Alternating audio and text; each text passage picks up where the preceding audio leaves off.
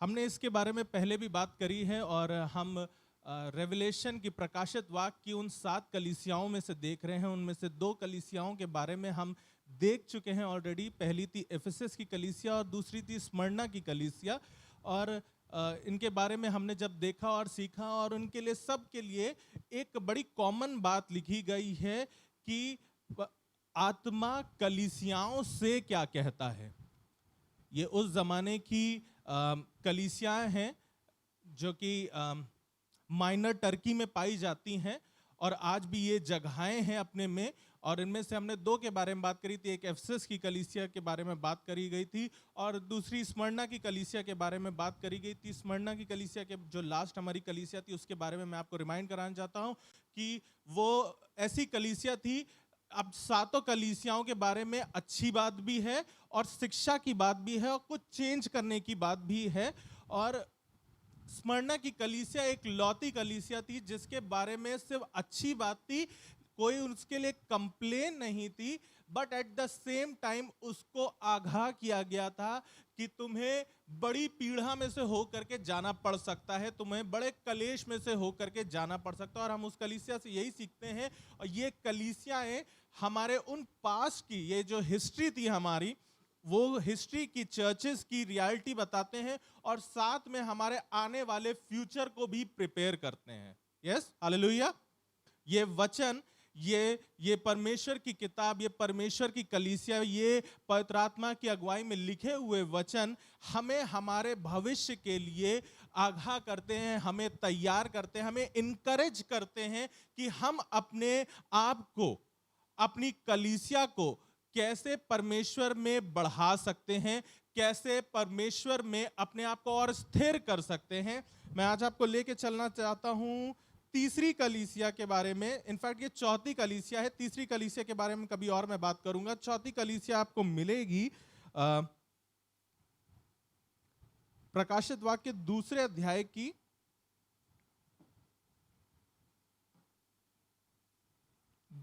की 18वीं आयत में से यहां पर इस चौथी कलीसिया के बारे में दिया गया है। थुआतीरा की कलीसिया के दूत को यह लिख। अगर आप लोग ने निकाल लिया हो तो जरूर से मेरे साथ इस चीज को रीड करते रहें।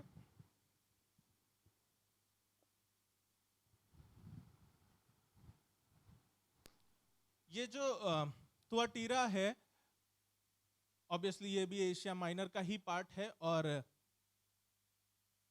ये नॉर्थ में पाया जाता है। स्मरना के लगभग 30 मील और आगे बढ़ करके वहां से पाया जाता है। इनफैक्ट थुआतीरा का जो मतलब है उसका इनफैक्ट सिनोनिम जो है, पर्यायवाची जो निकल के आता है, उसका मतलब होता है बेटी, बेटी। और ये अपने में बड़ी इंपॉर्टेंट जगह थी। और यहाँ की कलीसिया के बारे में जो परमेश्वर हमें बता रहा है और आज हमें सिखाना चाह रहा है, इससे पहले कि हम उसमें चले, मैं आपको थोड़ा सा एक ब्रीफ उसकी हिस्ट्री देना चाहता हूं कि ये अपनी मिलिट्री फोर्सेस के लिए बहुत इंपॉर्टेंट थी। यहां पर इनकी मिलिट्री फोर्सेस बहुत स्ट्रांग थी, इनका मिलिट्री बेस था यहां पर। ये टर्की का, एशिया माइनर का उस समय के हिसाब से ये इनका मिलिट्री बेस था।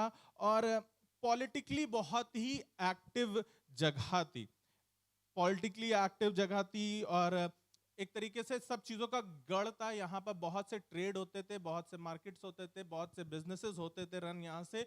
इसलिए बहुत ही इंपॉर्टेंट जगह ये थी थुआतीरा की, या ये जो सिटी थी ये अपने में बहुत इंपॉर्टेंस रखती थी। खास करके यहाँ पर पर्पल कलर की डाई बनती थी। पर्पल कलर की डाई आप जानते हैं, आपने सुना भी है कि पर्पल कलर जो होता है रॉयल हुड को दिखाता है ना। बहुत ही महंगा कलर होता था उस जमाने में। पर्पल कलर की डाई यहाँ पर बनती थी। आपने, अगर आपको ध्यान हो, लिडिया के बारे में जो आपको मिलेगा एक्ट्स की किताब में 6 और उसके 14वें आयत में आपको लिडिया के बारे में पता चलेगा कि वो पर्पल कलर के काम के व्यवसाय में थी इन्वॉल्व। और ये थुआतीरा की ही थी। लिडिया जो थी वो थुआतीरा की ही थी और ये यहाँ को बिलोंग करती थी। और यहाँ से ये पर्पल कलर की डाई बनती थी और यहाँ से इसका ये बिजनेस चलता था और इनका सब चीज़ों का व्यवसाय होता था। जैसे मैंने आपको बताया, ये पॉलिटिकली बहुत स्ट्रांग जगह थी, मिलिट्री बेस था, साथ ही ये स्पिरिचुअली भी उतनी ही स्ट्रांग जगह थी। यहाँ पर बहुत से मंदिर पाए जाते थे, बहुत सी चीज़ें थी यहाँ पर, बहुत से उनके अपने अपने भगवान होते थे, ग्रीक गॉड्स होते थे, उनके अपने होते थे। और इनफैक्ट वहाँ पर रोमन एम्पायर जो उस समय होती थी, उनका अपना एक मंदिर होता था कि आपको उसके आगे भी धूप जलाना ही जलाना है। तो यहाँ पर ये लोग अपने में, एक तरीके से आप देखो तो ये अपने में ये सिटी बहुत स्ट्रांग थी, ऐसे कोई वो सेक्युलर सिटी नहीं थी, ये अपने में बहुत रिलीजियस और बहुत पॉलिटिकली स्ट्रांग जगह थी। यहाँ पर सब तरीके के मंदिर होते थे, साथ में यहाँ पर अपना एक चर्च भी था, कलीसिया थी, जूइश सिनेगॉग नहीं, जूइश मंदिर नहीं, लेकिन एक कलीसिया थी जिसके बारे में यहाँ पर लिखा हुआ है। और जी हम लोग अगर 18वीं आयत से हम पढ़ रहे हैं तो यहाँ लिखा है, थुआतीरा की कलीसिया के दूत को ये लिख, परमेश्वर का पुत्र जिसकी आंखें आग की ज्वाला के समान और जिसके पांव उत्तम पीतल के समान है, वह ये कहता है कि मैं तेरे कामों, तेरे प्रेम और विश्वास और सेवा और धीरज को जानता हूं, और ये भी कि तेरे पिछले काम पहलों से बढ़कर हैं। यहाँ पर इंट्रोडक्शन बड़ा अच्छा किया जा रहा है और सब चीजें बताई जा रही हैं, और इससे पहले कि कलीसिया के बारे में बताया जा रहा है, यहाँ पर यीशु मसीह अपना इंट्रोडक्शन दे रहा है that he is a fiery furnace. वो भस्म करने वाली एक आग है, वो जो बुरी चीज को जला देती। आग का काम क्या होता है? हम खाना क्यों पकाते? ताकि हमारे खानों में जो भी जर्म्स होते हैं वो मर जाएं। 100 डिग्री सेल्सियस के ऊपर जाके कोई भी चीज सरवाइव नहीं कर पाती है, खाना बचता है, क्या चीज मरती है? जर्म्स मरते हैं। कोई जर्म्स खाना चाहता है? नहीं, कोई नहीं खाना। कोई खाना चाहता है क्या? है इरादा? तो जो आग होती है वो हर बुरी चीज को भस्म कर देती है। इनफैक्ट आप हर चर्च के लिए देख लेंगे तो शुरुआत में ही यीशु मसीह ने अपना इंट्रोडक्शन बड़ा खतरनाक तरीके से दिया। इससे पहले जो तीसरी कलीसिया है उसमें बोला है मैं दो धारी तलवार हूं। उसने अपने आप को कभी तलवार बताया, कभी आग बताया है। And there is a reason why God is showing himself, Jesus is showing himself as a fire. अपने आप को एक आग की तरह बताने का एक पर्पस है, एक रीजन है, क्योंकि हम लोगों ने, उस जमाने के लोगों ने परमेश्वर को सिर्फ एक डिएटी मान लिया था कि वो आसमान में रहता है, वो अपना काम वहां करता है, हम धरती पर रहते हैं, हम अपना काम अपने हिसाब से करते हैं। लोगों ने अपने हिसाब से बना लिया था कि संडे को चर्च होता है, हम संडे को चर्च जाएंगे, उसके बाद हफ्ते भर हम अपने हिसाब से जहां जाना चाहेंगे वहां जाएंगे। लेकिन अब यहां पर कुछ स्टोरी बदलने वाली है। अब कुछ चीजें भस्म होने वाली हैं, कुछ खराब चीजें मिटने वाली हैं, कुछ चीजें बदलने वाली हैं, कुछ चीजें चेंज होने वाली हैं, कुछ चीजें बेहतर होने वाली हैं। हालेलुया। कुछ चीजों को आज खुदा बेहतर करने वाला है। विश्वास करिए, जब हम इस वचन को देख रहे हैं, जब इस कलीसिया के थ्रू होकर के चल रहे हैं, तो खुदा आपको भी कुछ सिखाएगा और आपको जरूर इस वचन से इनकरेज करेगा। हम 19वीं और 20वीं आयत भी पढ़ रहे हैं। हमने अभी 19वीं पढ़ ली थी और 20वीं आयत में लिखा हुआ है, पर मुझे तेरे विरुद्ध ये कहना है कि तू उस स्त्री इजबेल को रहने देता है जो अपने आप को भविष्यवक्तन कहती है और मेरे दासों को व्यभिचार करने और मूर्तियों के आगे चढ़ाई गई वस्तुएं खाना खिलाकर भरमाती है। The corruption in the church. बोला जाता है, माना जाता है कि उस जमाने में कोई बिशप थे वहां पर, उनकी वाइफ चर्चेस के ऊपर ओवर रूल कर रही थी और वो चीजों को मैनिपुलेट कर रही थी, और उनके हिसाब से उस भगवान की भी पूजा ठीक है, इस भगवान की भी पूजा ठीक है, थोड़ा ये भी ठीक है, थोड़ा वो भी ठीक है, थोड़ा यहां भी जाना ठीक है, थोड़ा ये भी खाना ठीक है, थोड़ा वो भी पीना ठीक है। यू नो द मैनिपुलेशन, कि अरे इतना तो चलता है, जमाना है, हमें करना पड़ता है। कुछ स्कॉलर्स का मानना है कि ये ग्रुप ऑफ पीपल था जो चर्चेज में पाए जाते थे, इस कलीसिया में पाए जाते थे, जिन्होंने मान लिया था कि यार जमाने में रहना है तो इस चीज को अपनाना ही पड़ेगा, हमें सर झुकाना ही पड़ेगा, हमें ये चीज करनी, ये चीज लेनी पड़ेगी, ये चीज खानी पड़ेगी, हम इसके लिए मना नहीं कर सकते, हम इन चीजों को कर नहीं सकते। लेकिन यहां पर वचन इस बात के अगेंस्ट खड़ा हो रहा है कि इन चीजों को जो वो खिला रही है, जो भरमा रही है, वो आत्मा आज भी हमारे भवनों में कहीं ना कहीं काम कर रही है। आज मुझे और आपको इस बात को समझने की जरूरत है, किसके पास, किसके अंदर, किसके साथ, किसकी जगह पे, कहां पर हमारी कलीसिया में, हमारे जीवनों में, हमारी फैमिलीज में ये चीज कहां पनप रही है, किसको कौन भरमा रहा है, कौन किस चीज को मैनिपुलेट कर रहा है, कौन किस चीज को खराब करना चाह रहा है कि ये भी ठीक है, दुनिया के साथ चलना है, दुनिया के लिए करना है, दुनिया की चीजों को एक्सेप्ट करना है, वरना हम आउटकास्ट कहलाएंगे। नहीं, खुदा का वचन साफ साफ इस बात को ये बता रहा है, उसने पहले ही बता दिया कि मैं वो जलती हुई आग हूं। अब मैं सिर्फ वो सलीब पे चढ़ाया हुआ जख्मी यीशु मसीह नहीं हूं जिसको देख करके तुम तरस खा रहे हो। अब मैं वो क्रिब में लेटा हुआ छोटा बच्चा नहीं हूं जिसको देख करके तुम खुशी मना रहे हो, लेकिन अब मैं वो आग हूं जो उन बुराइयों को भस्म करने आया हूं। आज मुझे और आपको भी इस चीज को समझने की जरूरत है, हमें और आपको इस चीज को जानने की जरूरत है कि हम कहां लैक कर रहे हैं, कहां हम इन चीजों पे गिर जा रहे हैं, कहां हम दुनिया की चीजों में गिर जा रहे हैं, कहां हम उन चीजों को कहीं ना कहीं एक्सेप्ट कर ले रहे हैं अपने जीवन में, अपनी फैमिली में। अरे इंडिया तो ऐसे चलता ही है भैया, ये तो तरीका हमारे बाप दादाओं से चलता आ रहा है, ये चीज तो हमें करनी ही पड़ती है, हमें ये चीज अपनानी ही पड़ती है, ये चीजें तो हमें ले करके इनके साथ साथ चलना ही पड़ता है, ये कल्चर है। आपके पास अपने बहुत से इन चीजों के लिए नाम हो सकते हैं, बहुत से रीजंस, एक्सक्यूजेस हो सकते हैं, लेकिन यीशु मसीह में आने के बाद यीशु मसीह के तौर तरीके पे अगर आप नहीं चलेंगे तो वो आग की नाई भी आ सकता है, वो आग की नाई भी आ सकता है। वो अनुग्रहकारी परमेश्वर, अभी आप देखेंगे वो अनुग्रहकारी परमेश्वर वो है। क्यों मैं इस बात को बोल रहा हूं वो अनुग्रहकारी परमेश्वर है? क्योंकि वो हमें मौके देता है, मुझे और आपको इस चीज के मौके देता है कि हम इन बातों को समझ सके कि कहां हमने अपने जीवन में, अपनी फैमिलीज में, अपनी लाइफ में, अपने चर्च में इन मैनिपुलेशंस को ले आए हैं। ये जो इज़बेल थी, ये पुराने नियम में आपको मिल जाएगी, और ये एक नॉन जूइश लेडी थी। अहाब जो जूइश किंग था, उसने उससे शादी करी थी, और उसका ये कहना था, उसका ये मानना था कि तुम जूइश रहो लेकिन तुम हमारे भगवान की भी पूजा करो। इसकी एक बड़ी खास बात थी कि ये जो जो प्रीस्ट थे उन पे ज्यादा हावी होती थी, उनके पीछे ज्यादा, जितने ज्यादा आप स्ट्रांग हैं उतना ज्यादा ये आपके अगेंस्ट आएगी, द स्पिरिट ऑफ जेसेबेल। जितना आप स्ट्रांग बनेंगे उतना ये आपके सामने और आएगी। ये अहाब की पत्नी ये नहीं कहती थी कि तुम अपना धर्म परिवर्तन करा लो, या तुम अब क्या कहते हैं इसको छोड़ दो, यावे को छोड़ दो। वो कहती थी तुम यावे को मानना है मानो, लेकिन बाल की भी पूजा करो, बाल की भी पूजा करो। सामने भी ऐसी बहुत बार सिचुएशन आती, कोई हमसे ये थोड़ा ना कहता है कि तुम अपना नाम, अपना ये सरनेम बदल लो और तभी हम तुम्हें नौकरी देंगे, लेकिन हमारे साथ उस चीज में भी बैठो, है ना। आपके पास भी ये सिचुएशन आई होंगी कहीं ना कहीं। अरे ठीक है, हम ये थोड़ा ना कह रहे कि तुम वो त्याग दो, लेकिन ये चीज लेना कोई गलत बात थोड़ी ना है, इस चीज को अपनाना गलत बात थोड़ी ना है। God is one. एक तो ये मुझे नहीं समझ में आता है, गॉड इज वन।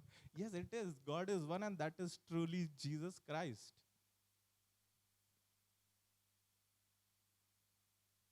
बहुत सी बार हमारे और आपके सामने भी भवन में, फैमिलीज में, प्रोफेशनल लाइफ में, आपकी पर्सनल लाइफ में ऐसी सिचुएशन आएंगी जब आपको चीजें मैनिपुलेट करेंगी, आपके आसपास की चीजें आपको भरमाएंगी, आपको ऐसे दिखाएंगी कि अरे ये नॉर्मल है, this is not wrong, this is not wrong, ये गलत थोड़ी ना, ये तो हमारा कल्चर है, ये तो हमारी हमारी ये सभ्यता ऐसी है। लेकिन यीशु मसीह की सभ्यता हमें बताती है कि हमें अपने जीवन को विश्वास के साथ जीना है। यीशु मसीह की सभ्यता बताती है कि हमें धीरज के साथ जीना है। यीशु मसीह की सभ्यता हमें बताती है कि हमें प्रेम के साथ जीना है।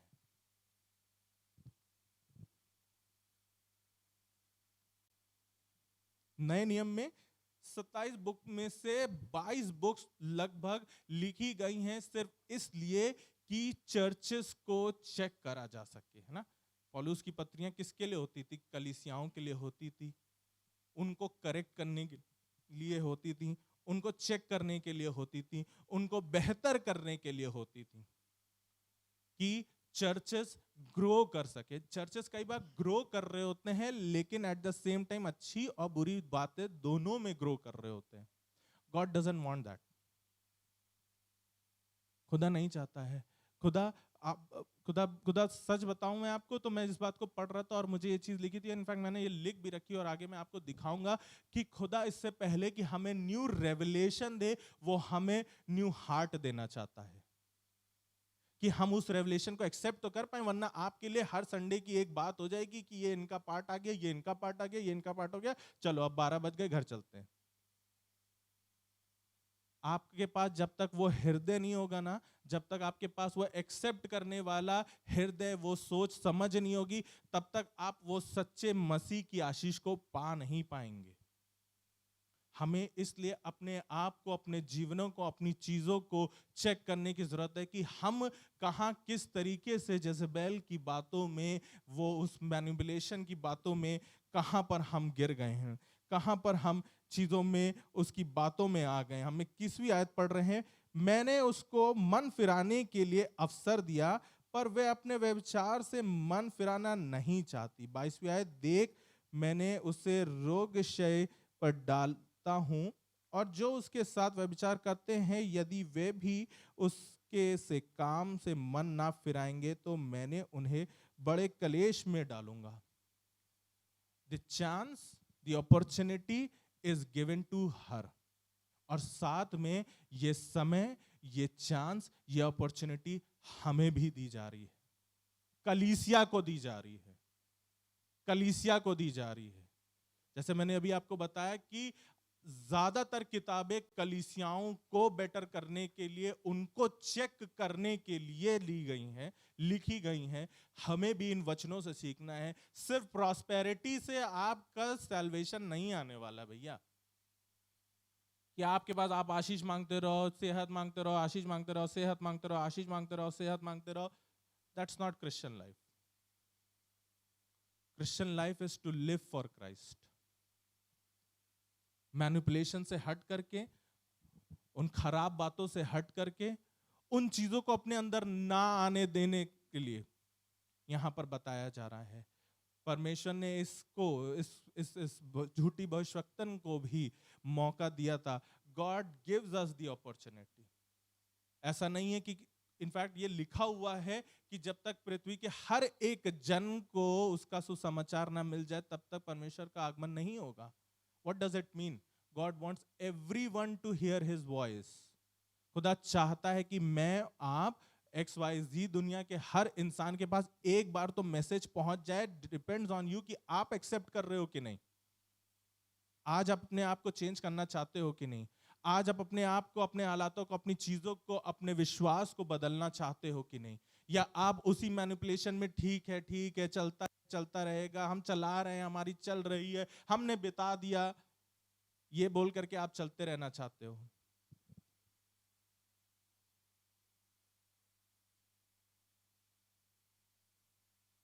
उसकी आंखें आग की ज्वाला जैसी हैं। आप किसी को बताओ ना बताओ, he knows the right and wrong in your life. वह आपके जीवन के अच्छे और बुरे दोनों को जानता है। वो सच्चा परमेश्वर है, वो हर चीज को जानता है। वो अच्छी चीज को भी आपके जीवन में जानता है और वो बुरी चीज को भी जानता है। And he is not afraid to mention that. इस कलीसिया के लिए पहले लिखा है कि तूने अपने काम पहले से और बेहतर करे हैं, तूने और अच्छा काम किया, तू अच्छा कर रहा है, but at the same time तुम्हारी कलीसिया में अभी भी ये चीज पाई जाती है। अच्छी चीज है इस कलीसिया में, साथ में ये फॉल्ट भी पाई जाती है। मुझे नहीं लगता कि मुझे मिला के कोई भी यहाँ बैठा होगा जो कह सकता है कि हम लोग परफेक्ट लाइफ जी रहे हैं। हम लोग कई बार अपने जीवन में गिर जाते हैं, इन मैनिपुलेशंस में गिर जाते हैं, इन बातों में गिर जाते हैं, इन पाप की चीज़ों में गिर जाते हैं, इन घृणा की बातों में गिर जाते हैं, इन गलत कामों में गिर जाते हैं, ना चाहते हुए। कई बार पीयर प्रेशर से, कई बार सोशल प्रेशर से, कई बार दुनिया के XYZ की चीज़ों की तरीके की वजह से हम लोग इन सब चीज़ों में गिर जाते हैं और इन चीज़ों में फॉल कर जाते हैं। लेकिन आज परमेश्वर जब इस झूठी भविष्यवक्तन को मौका दे सकता है, तो आज ये परमेश्वर का वचन हम लोगों को भी ये जताना चाह रहा है, चिताना चाह रहा है कि आज अपने मन को बदल लो, उन झूठी बातों से, उन मैनिपुलेशन से अपने आप को हटा लो, अपनी उन डुअल लाइफ को जीना खत्म कर दो,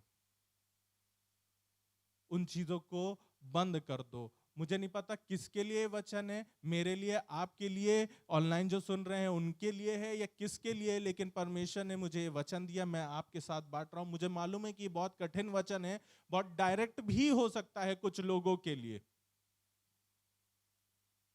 लेकिन ये परमेश्वर का सच्चा जीवित वचन है जो मुझे और आपको चेताना चाह रहा है। कल हम लोग बात कर रहे थे और याद कर रहे थे कि अभी लास्ट संडे नाइट की जो तूफान आया था ना, क्या खतरनाक बिजली कड़क रही थी और तूफान आ रहा था, और फिर पूरे हफ्ते इधर उधर कुछ कुछ होता रहा। कभी न्यूज़ आ रही कोई अर्थक्वेक आ गया, कभी कुछ हो गया, कुछ कल की न्यूज़ थी कि कहीं कोई छत गिर गई और इतने लोग मर गए।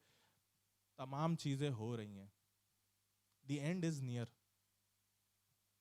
अंत का समय करीब है। The judgement day is near.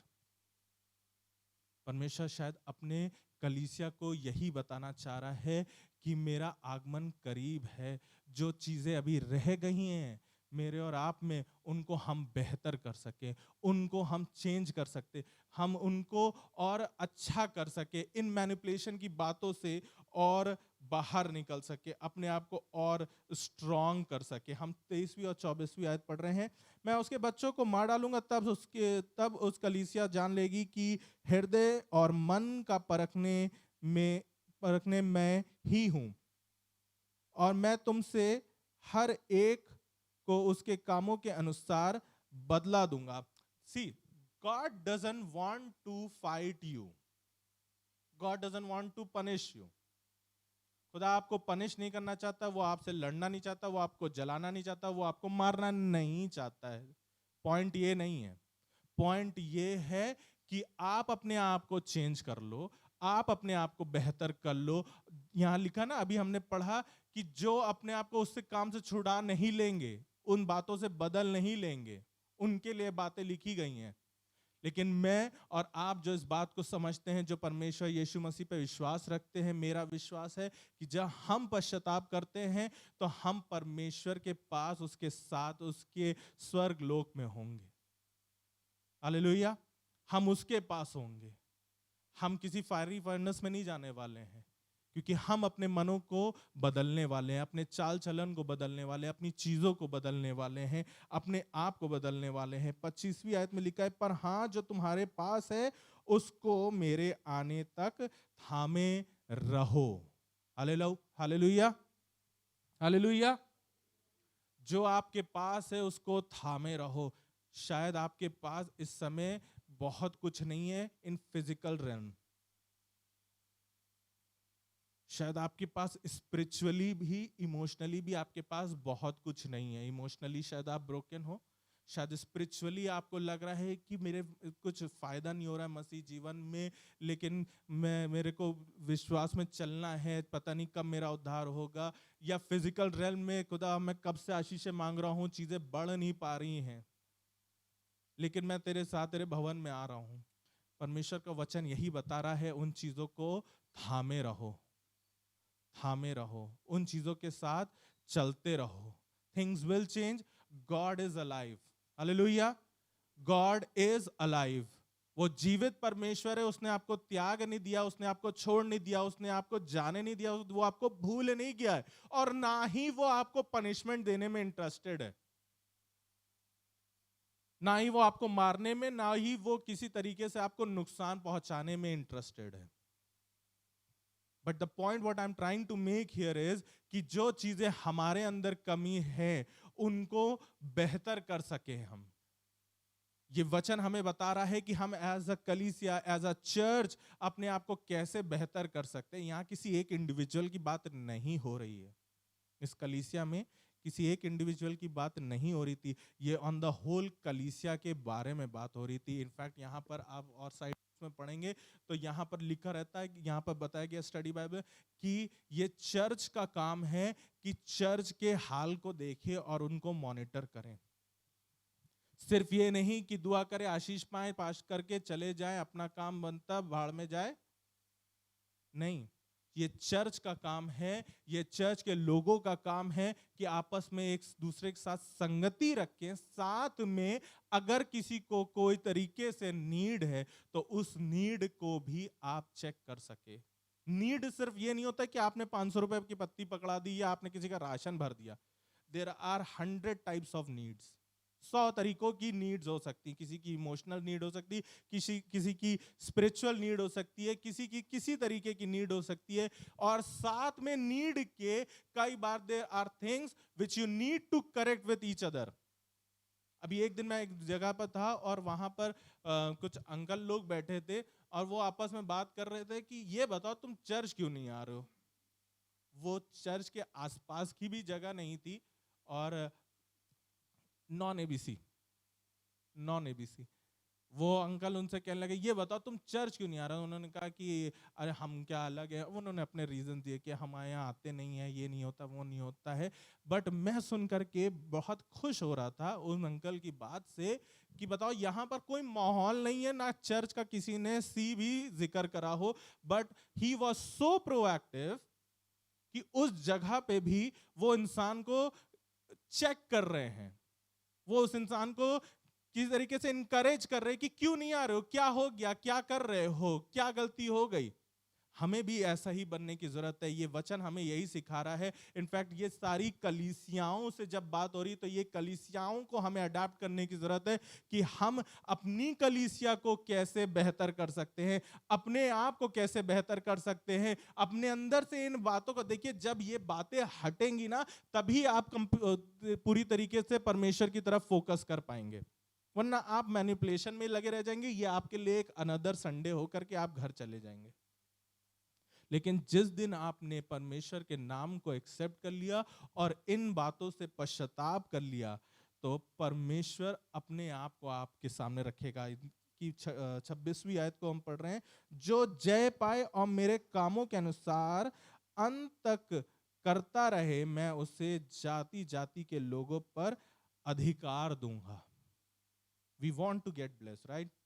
हम सब आशीष पाना चाहते हैं, हम सब प्रॉस्पर होना चाहते हैं, हम सब अपनी बढ़ती चाहते हैं। हम सब, कोई भी ऐसा नहीं होगा जो कहेगा कि अरे हम ठीक है, या हमारे पास अब इतना पैसा आ गया, हमको इतना ही पैसा चाहिए। कहेगा कोई? कोई नहीं कहेगा। रियलिटी यही है कि अब हमारी सैलरी 40 हो गई, अब इसके आगे ना बढ़ाना खुदा, इसके आगे ना बढ़ाना, हमको और नहीं चाहिए। डेड श्योर कोई नहीं कहने वाला, कोई नहीं कहने वाला। अब इतने हमारे घर में सब कुछ हो गया, एसी भी, फ्रिज भी, लाइट भी, और ये XYZ सब हो गया, अब हमको कुछ नहीं चाहिए। मन में बैक ऑफ माइंड आता है एक हेलीकॉप्टर भी आ जाता, बस एक मिनी बस भी अपनी होती तो पूरी फैमिली के साथ वेकेशन जाती। 100 तरीके से 100 चीजें आपके बैक ऑफ माइंड चलती रहती है, आप जबान से नहीं निकालते हैं, है ना। खुदा आपको आशीष देने पे है, खुदा आपको आशीषित करेगा, डेफिनेटली करेगा। जैसे कि मैंने आपको बताया, God doesn't want to fight you, he doesn't want to give punishment, है ना। जॉन 3:16 में क्या लिखा है? Whosoever believes on him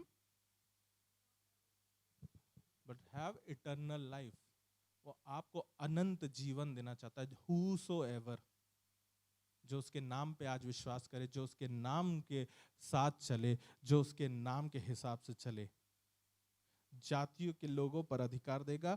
और वे 27वीं आयत, और वे लोहे का राजदंड लिए हुए उन पर राज करेगा, जिस प्रकार कुम्हार की मिट्टी के बर्तन चकनाचूर हो जाते हैं, मैंने भी ऐसे ही अधिकार अपने पिता से पाया है, और मैं उसे भोर का तारा दूंगा। भोर का तारा मालूम क्या है? कि भोर का तारा हमारा यीशु मसीह है। जो आपके पास है वो अगर आप थामे रहेंगे तो यीशु मसीह आपके पास आएगा। रोने, क्रिब करने और झिकझिकाने से और रूठ जाने से यीशु मसीह आपके पास नहीं आने वाला। आपके चर्च ना आने से यीशु मसीह आपके पास नहीं आने वाला। कलीसिया में नुक्स निकालने से यीशु मसीह आपके पास नहीं आने वाला। किसी और की गलती बताने से यीशु मसीह नहीं आने वाला कि यीशु मसीह हम उनकी वजह से नहीं आते हैं, वो हमको ऐसे देखते, वो इन्होंने ऐसा कह दिया था, उन्होंने ऐसा कर दिया था, हमारे बॉस ने हमको ऐसे फंसा रखा था, हमको ये कर रखा था, हम ऐसे हो गया था, हमारे साथ ऐसा था। आपकी परिस्थितियां, ये जेजेबेल की आत्मा तो आपको मैनिपुलेट हर समय करती रहेगी।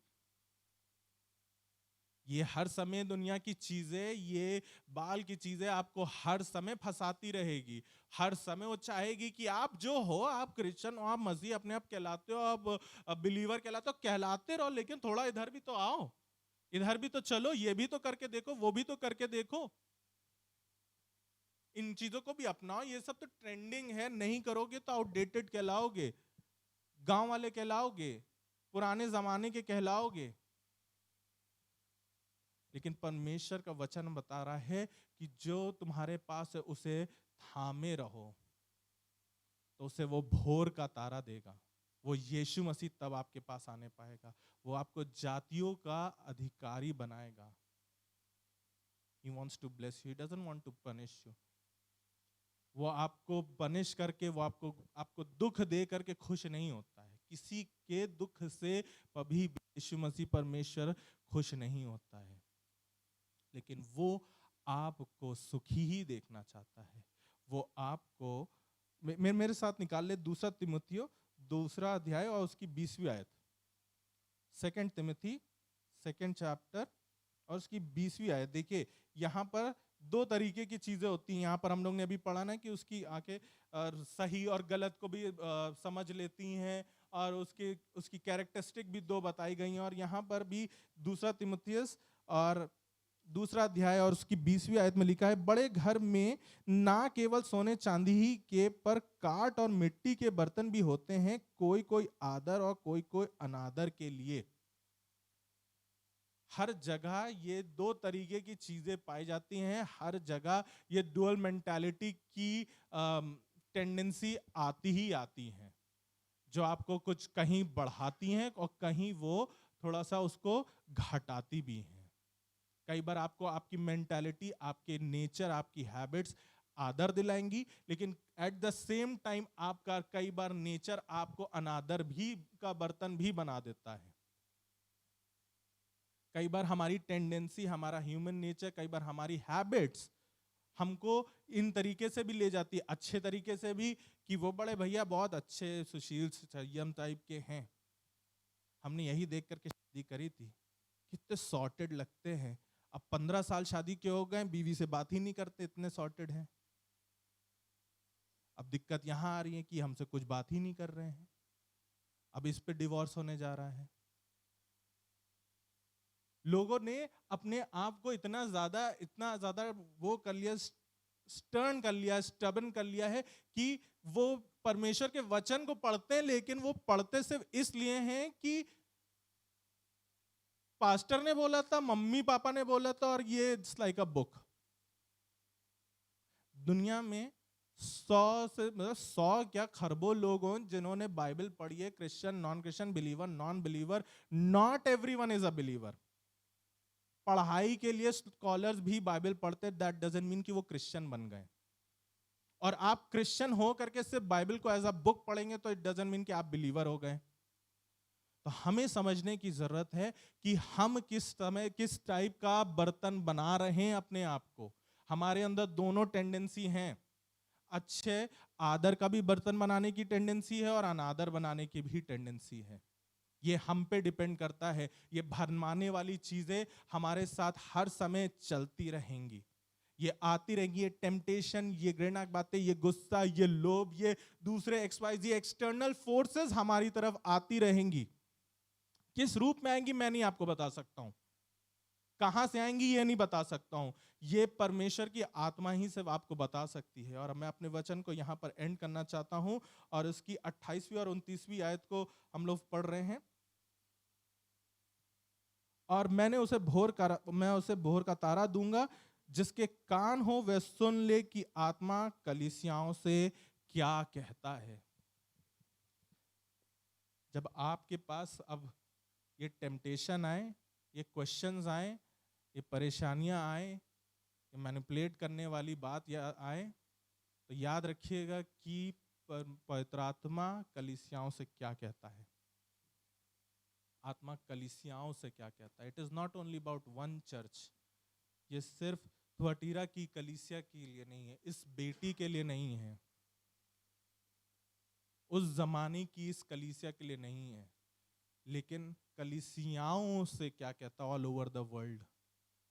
शायद आज का ये वचन हमारी कलीसिया के लिए है, शायद हमारे लिए है, हमारे पर्सनल कलीसिया के लिए है, शायद हमारे इस ग्रुप के लिए है, कि परमेश्वर का वचन कलीसियाओं से क्या कहता है। हम प्रार्थना करने जा रहे हैं, और यदि कोई है जो अपने मन में इस बात का विचार कर रहा है कि मैं भी बहुत साल उस झूठी भविष्यवक्तन की बात में, इस दुनिया की बातों में अपने आप को उलझाता आया हूं, लेकिन आज मैं उन चीजों से मुड़ना चाहता हूं, आज मैं उस भोर के तारे को अपनाना चाहता हूं, तो आप मेरे साथ खड़े हो सकते हैं। हम प्रार्थना करने जा रहे हैं, और आप देखेंगे कि जब आप इस बात का अंगीकार कर रहे हैं कि अब मैं परमेश्वर तेरी बातों के अनुसार चलूंगा, तो अब देखिएगा वो कैसे आपको अधिकार देता चला जाएगा जातियों के ऊपर, कैसे वो आपको ब्लेस करता चला जाएगा, कैसे वो यीशु मसीह आपके पास आता चला जाएगा, कैसे आप उस यीशु मसीह के पास आते चले जाएंगे। अब वो अनादर का बर्तन नहीं रह जाएंगे, आप वो आदर का बर्तन बनते चले जाएंगे।